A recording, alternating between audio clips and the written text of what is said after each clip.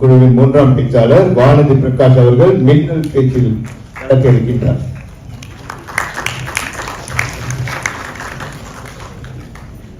உள்ளத்தில் உண்மை ஒளி உண்டாயின் வாக்கினில் ஒளி உண்டாகும். வெள்ளத்தின் பெருக்கை போல கலை பெருக்கும் கவி பெருக்கும் மேவுமாயின் பள்ளத்தில் விழுந்திருக்கும் குருடரெல்லாம் விழிபெற்று பதவி கொள்வார். தெல்லுற்ற தமிழ் அமுதின் சுவை கண்டார், இங்கு அமரர் சிறப்பு கண்டார். அவையோருக்கும் அன்னை தமிழுக்கும் என் அன்பான வணக்கங்கள். எதிரணியில என்னுடைய தம்பி பேசிட்டு போனார், கத்திரிக்காய் உருளைக்கிழங்கு பாட்டின் மூலமாக எல்லாம் தமிழை வளர்க்கிறோம் என்று. ஆனால் என்ன நடக்கிறது? ஆத்திச்சூடி ஆத்திச்சூடி, இது நியூவே ஆத்திச்சூடி என்று தமிழை இப்படி கொலை செய்து கொண்டிருக்கிறார்கள் என்றுதான் நாங்கள் சொல்கிறோம்.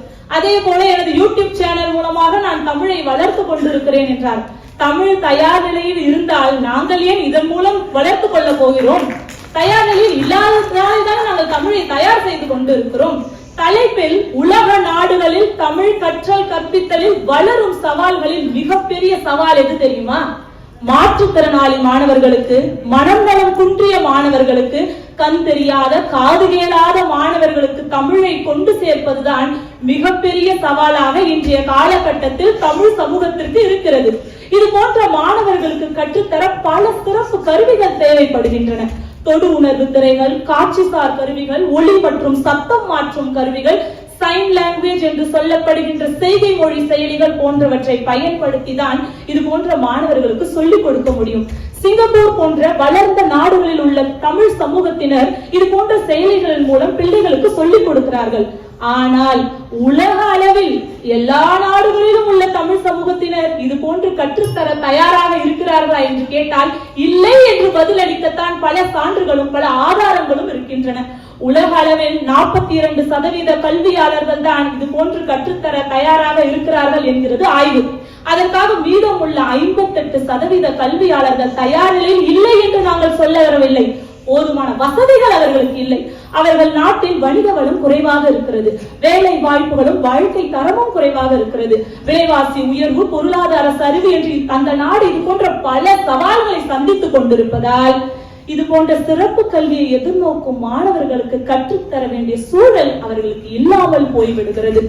அது மட்டும் இல்லாமல் தமிழ் சமூகத்தினர் ஒவ்வொருவரும், ஒவ்வொரு ஆசிரியர்களும், ஒவ்வொரு கல்வியாளர்களும் எங்களுக்கு துரோணாச்சாரியர்கள் தான்.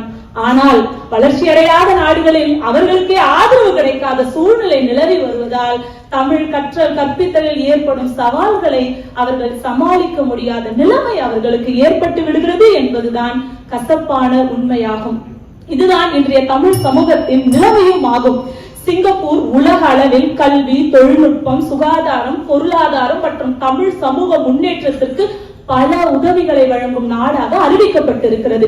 இது போல சிங்கப்பூரை போல பல வளர்ந்த நாடுகளும் வளர்ச்சி அடையாத நாடுகளுக்கு கை கொடுத்தால் தேமதுர தமிழோசை உலகமெல்லாம் பரவும் வகை செய்தல் வேண்டும் என்ற பாரதியின் உன்னத வரிகள் இன்று போல் என்றும் உயிர்ப்புடன் இருக்கும்.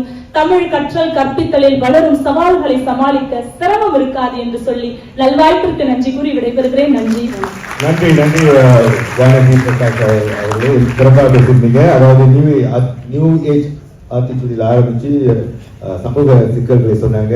ஏன் தமிழை சமூக ஊடகங்களில் கொண்டு செல்ல வேண்டிய அவசியம் இருக்கிறது என்பதை சொல்லியிருக்கிறார். நிறைய சவால்களை உங்கள் முன் வைத்திருக்கிறார்கள்.